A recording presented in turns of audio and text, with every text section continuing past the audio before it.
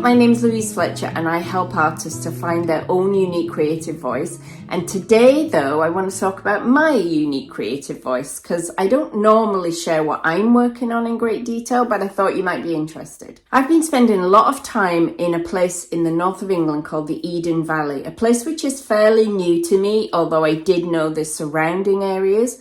But this particular landscape is new to me and it's been a delightful surprise. It's a remarkable place. It's a place of wide open skies and gentle hills and distant peaks. It's a place of extreme weather. It's a place of babbling brooks that turn into raging torrents as soon as it rains. And it rains quite a lot. But after it rains, the clouds shift, they move so fast and the sky changes constantly.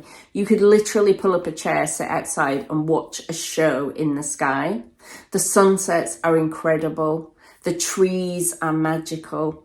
The place is filled with magic and with possibility, and it's been really inspiring for my art in ways I didn't expect.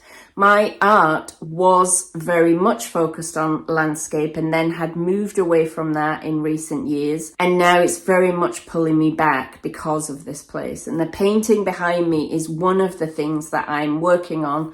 I'm not sure if it's finished, but I think this particular one is close to finished. And you can see it on screen right now. That's how it looks. But it's just one of a series. Some are working well, some are not working well.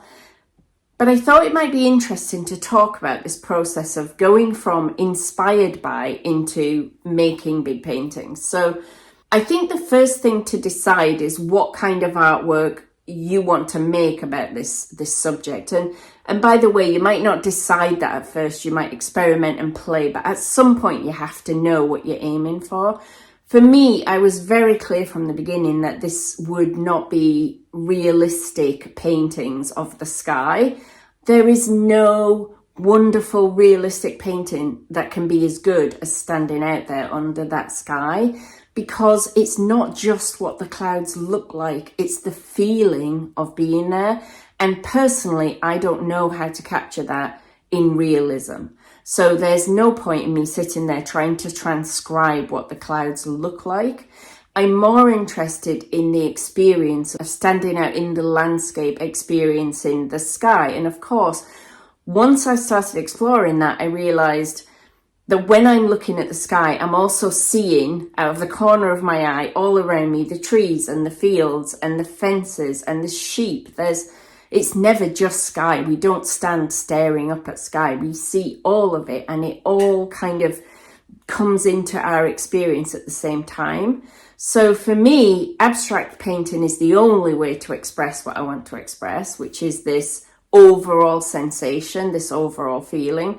But then within that, there's still a lot of decisions to make and I can't make them all in my brain. So what kind of media, what kind of tools, what kind of size? Am I going to do sculptures? Am I going to do glasswork? Who knows, right? Probably not the last two.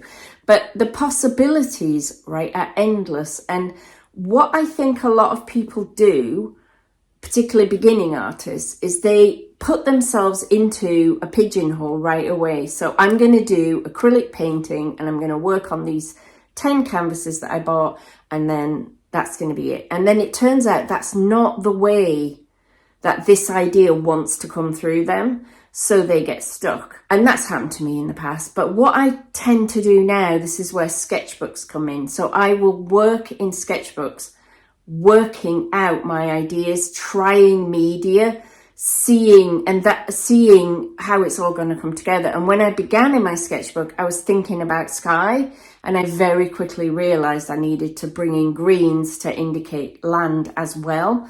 So that is where the experiments in a sketchbook can be so helpful. My sketchbook works are watercolor, ink, watercolor mixed with gesso to create a kind of opaque type of, I guess more like gouache, acrylic, paint, pencil, oil pastel, soft pastel, charcoal. Throw the kitchen sink at it is my general principle because I don't know which of those things will work, and I've really enjoyed combining the different media. I've also worked on some larger pieces And those, I'm not calling any of them finished. Some are more towards a stage I would be happy with. There are 5 big pieces. I don't know if they're done because I haven't finished my exploration work to know what I might want to do with them. But it's all to be decided. And for me, this is the exciting part of painting. I plan to move out of the sketchbook and onto larger sheets of paper. And at the same time, I might work on paintings and just keep going between all of it as I work out what my ideas are. I'd like to do some purely charcoal studies. I will do some sketching, more realistic sketching out in the landscape, because that provides the framework for abstraction. It can't just all come from my head, because it won't convey what I want it to convey. There has to be some basis for me in realism. I may even take some stuff outside and work outside, but A, I find that a very difficult and messy process. B, it's just coming into winter here, so that might be a little bit more than I fancy at the moment, but we'll see. I just thought it might be helpful to share my process and a little bit of the behind the scenes of what's happening. The paintings are coming up as I'm talking, the ones that are currently somewhere near. They're very much influenced by, at the moment, the colours and transitions that I see in the sky, but also increasingly bringing some of the colours of the land in as well. What I like about this idea is it has the potential to go, for quite a while, right? Because the skies will change with the seasons. However, you never know with an idea whether it's going to be a 6-month, a 6-year, or a 6-day idea. And I think you have to be willing to go with your inspiration. So I'm following it wherever it leads me. And for now, it is the Eden Valley skies. Hope this has been somewhat interesting and helpful to hear a little bit about my process instead of me always helping you with yours. And maybe something I've said has sparked something for you. If you would like to hear from me on a regular basis, you can sign up for my newsletter, which will be linked here. And you can then get updates from me and whatever work I have for sale, classes I'm teaching, free things I'm giving, you'll hear about if you're on that newsletter list. And I mail you every Sunday with just some tips, inspiration, advice, something I think you might find helpful. That's it from me. I'll see you next time. Bye.